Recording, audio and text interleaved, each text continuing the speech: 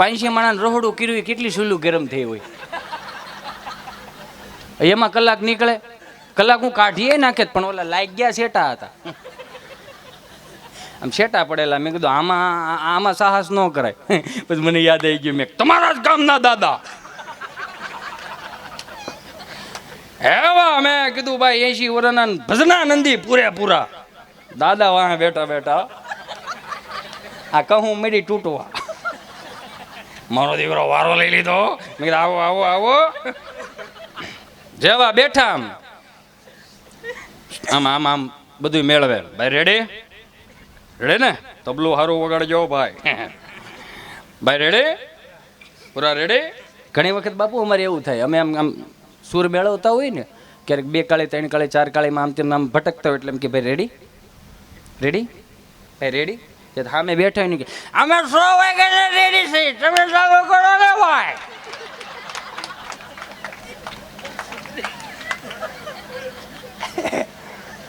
થાય એવું ઘણી વખત થાય. અમે આમ જો જમવા લાવવાળી એમાં તો હું એને કઈ સાધનાની સુરની કે એને હું ખબર, એને તો આમાં તાલ્યા ડોલવાનું હોય બધું,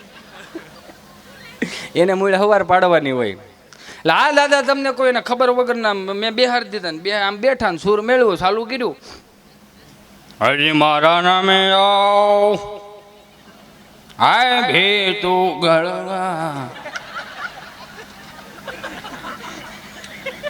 દાદા કઈ બોલે કઈ ચાલે, કારણ કે ગામ હામું બેઠેલું, માયક ચાલુ, બોલાય નહીં. મેં શાળ ખેંચીને કીધું વારો દીધો બોલો ને ભાઈ. પણ એ કે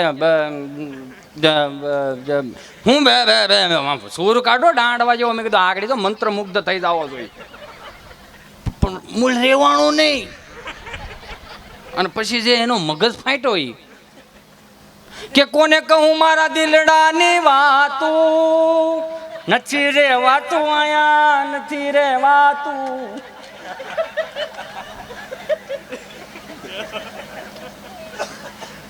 વળી પાછી સાળ ખેંચીને મેં કીધું પણ બોલો ને ભાઈ, વારો દીધો છે હવે, સમય જાય ખોટો.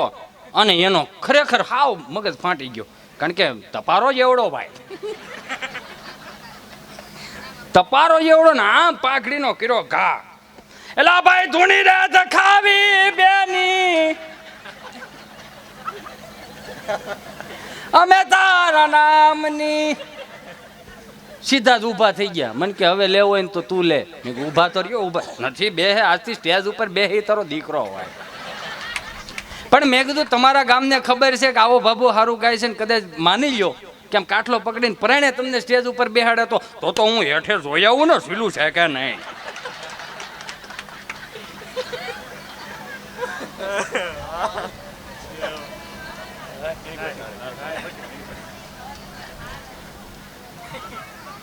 હા પણ એ ગઢા ગાડા પાસા વળતા.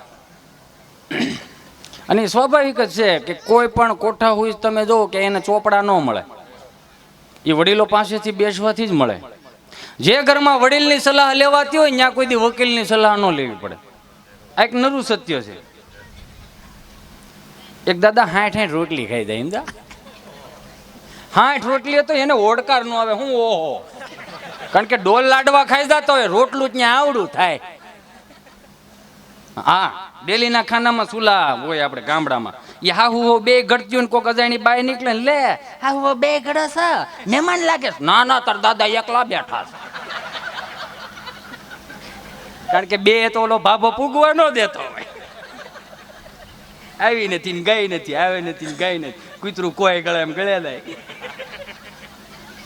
આ 60 70 રોટલી ખાઈ જાય ને તો ગામનો એક સરપંચ નવ યુવાન એને એમ થયું કે ના ના વાહ ભાઈ 80 વર્ષના છે ને 60 70 રોટલી ખાઈ જાય તો આપણા ગામનું ગૌરવ કહેવાય. એને વળી મૂળ પેપરમાં આપ્યું કે અમારા ગામના દાદાને 60 રોટલી 70 રોટલી ખાઈ જાય. અને હજી મેં કીધું આમ પિસ્તોલ જેવાય એમ. આ એડ જે આવી ને પેપરમાં જે લખાણ હતું ને એ સર્કસવાળા વાંચી ગયા. સર્કસવાળા કે મારો દીકરો કામનો બાપો છે આ તો. અને સર્કસમાં નમૂના જ હોય, નમૂના સિવાય સર્કસ હાલે નહીં. બાબાનું એડ્રેસ લઈને સર્કસ વાળા ગાડી લઈને આવ્યા. અને બાબા તમને કોઈ લીમડામ થાય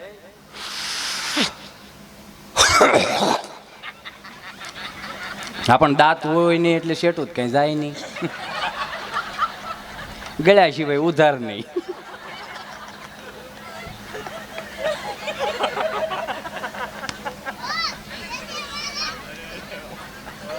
આમ બરોબર ઓલા સર્કસ વાળા આવ્યા સમજા. ફલાણા દાદા તમે જે 60 રોટલી ખાઈ હું પોતે હું કામ હતું કે દાદા તમને સર્કસમાં નોકરી મળી જાય તો અહીંયા અમે શું કહે અમે નવરા બેઠા 5 વાગે ઉઠી બપોર થાય 35 ગાડી ખાતર નાખી ગઈ ભેહું પાઈએ વાહ વાહ જેવું કે એમ નથી. તમને આ બધું કરતા કરતા તમને પગારે મળે ને ખાવાનું મળે તો મારો દીકરો આ બધા દાહોજ્યા કરવાની. તો કે દો દાદા કાલથી વી આવો તમે સર્કસમાં. દાદાના નામની ટિકિટો છપાણી બહાર બોડિયા મીડ્યા મૂકવા કે 60 રોટલી ખાઈ દે. 3 જણીયું દાડિયું કર્યું. 3 તો જોઈ ને 3 જણું ઘડવા વળે બાપુ દાડિયું કર્યું અને ઘડવાનું ચાલુ કર્યું ને ભાભો ખાય આખો 100 ફૂલ. એક 9 વાગ્યાનો 100, એક 11 વાગ્યાનો 100 અને એક 1 વાગ્યાનો 100. 9 વાગ્યાનો હાઉસ ફૂલ. 11 વાગ્યામાં ટિકિટ મળે નહીં. આવડા બારા જઈને કે ને 60 રોટલી ભાભો ખાઈ જાય. 11 વાગ્યાની ટિકિટ મળે નહીં. ઈ હાઉસ ફૂલ ગયો કમ્પ્લેટ. 1 વાગ્યાની ટિકિટો વેચાણી ઓડિયન્સ બે ગયું ભાભો ચડે નહીં કારણ કે 120 રોટલી દાબેલી. આવડા ઘૂમરે સીડાય કે ગયા ક્યાં આ પૈસા દીધા છે તો આવડા માર છે આપણને. ભાભો જોઈ ગમે એમ કરીને ક્યાં ગયો તો કે ઈ તો પંખા વગરની સાયકલ લઈને બરણાટી કરી ગયા છે. કે ક્યાં જાય કે ઈ ઘેરે ગયા. આને હોન્ડા વાય અમારી મૂકી. હોન્ડા ઘેરે જઈને મૂકીને ત્યાં તો પિત્તળની થાળીની અંદર પિત્તળનો લોટો ને આવડો થપ્પો. બાબા ખાય છે ને માડી કે થાકી ગયા છે ને હે તઈ ખાવ નહીં રહેતા. માઈક ઉડાડે ને બાબા કાય કે ઓલા સર્કસ વાળા આવીને કે એ દાદા આ હું કરો છો? ભળતો નથી ખાવા બેઠો છો. પણ કે પણ અહીંયા જ ઓલો અધૂરો સો મૂકીને આવ્યા તમે યાર. હું તમે કે જો ભાઈ મારા બાપાએ તમને વેચી નથી નાખ્યો. આખો દી નોકરો જ કરવાનો. બપોરે 1 વાગે ખાવાય નહીં આવવાનું ભાઈ. હજી તો એ ખાવા આવ્યા હતા ઘેરે. જો આપણે એ વડીલો પાસેથી બેહો ને તો જ કોઠા હોય જ મળે. અહીંયા યુવા વર્ગ બેઠો છે, અહીંયા મારી માવડીયું બેઠી છે એટલે કોઠા હુજ ની વાત કરી દઉં. કોઠા હુજ કોઠા હુજ એવી વસ્તુ છે કે નુકસાની ન જાય ને તમારું કામ થઈ જાય. અમારે એક ભાઈ 60,000 ની બાપુ ભેંસ લેવા. 60,000 ની ભેંસ ઘણા વર્ષો પહેલા 10-15 વર્ષ પહેલાની વાત છે. થોડોક અવાજ માવડીયું ઓછો કરજો ને કારણ કે મારી કરતા તમારો અવાજ સારો આવે છે. એટલે 60-70,000 ની ભેંસ લેવા 15 વર્ષ વી ગયેલા સમજા. એટલે સવારમાં તો હાંકીને આવ્યો એટલે બપોર પછી આપણે ગામડામાં રિવાજ છે 5 વાગે દોવાનું ટાણું થાય એટલે દોવે.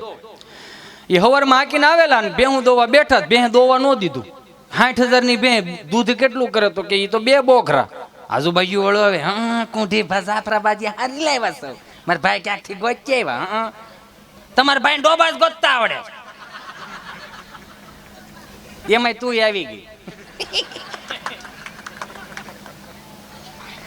એટલે કે 60,000 ની ભેંસ લેવાની 2 બોગરા દૂધ કરે. હવે સ્વાભાવિક છે 2 બોગરા જે દૂધ કરતી હોય એને ઈ ભેંસને 2 મણ પાલો જોઈ અને અડધું ટીપણું પાણી જોઈ. અને આવડા દોવા બેઠા ને દોવા ન દીધું. આડા ઉભા રહ્યા દોવા ન દીધું. ઇન્જેક્શન માર્યું દોવા ન દીધું. નાનો મગજ ફાટ્યો કે 60,000 નું ડોબું લીધું જ્યાંથી ભેંસ લીધેલા તારી ભેંસ દોવા કેમ નથી દેતી ભાઈ? એ કે ગળ આપ્યો તો ગોળ ગોળ ગળ. ના ના એને ગળ ગયો ને તે દોવા દે કે કાં કે એને ગળનું વ્યસન છે એમ કે નહીં. લઈ આવ્યા 2 કિલોનું ભીલું મૂક્યું. હવે જેને 2-3 મણ પાલો જોઈ એને 2 કિલો ભીલે ગળે શું થાય? માંડ પરાહો વાળ્યો. એવું લઈ કીધું તું તમે ગળ દો ને તો એ દોવા દે. પણ 2 કિલો ગળ દીધો ને ત્યાં પરાહો માંડ વાળ્યો. વળી પાછો 2 કિલો લેવા કે લેખા અડધું દોવાનું. આખા ગામમાં ગળ થઈ રહ્યો. પણ આ રોજનું થયું ને 2 બોગરા દૂધ દોવા માટે રોજ 15 કિલો એને ગળ ખવડાવવો પડે. રોજનું થયું અને આવડા ઠેકા દૂધ નો વેચે નહીં તો ગળનું બિલ લાંબુ. થાકી ગયા આવડા કે આ થોડું ધંધો કરાય ભાઈ.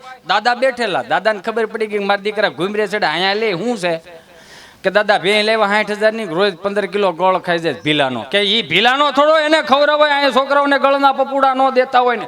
તારી જા 10 કિલો ડબ્બાનો ગળ લઈએ, 10 કિલો ડબ્બાનો ગળ લેવા. હવે ફરજામાં એક જૂનું તગારું પીડ્યું હોય બાપુ, સરસ મજાનું કેક લેવા દેવા માટે.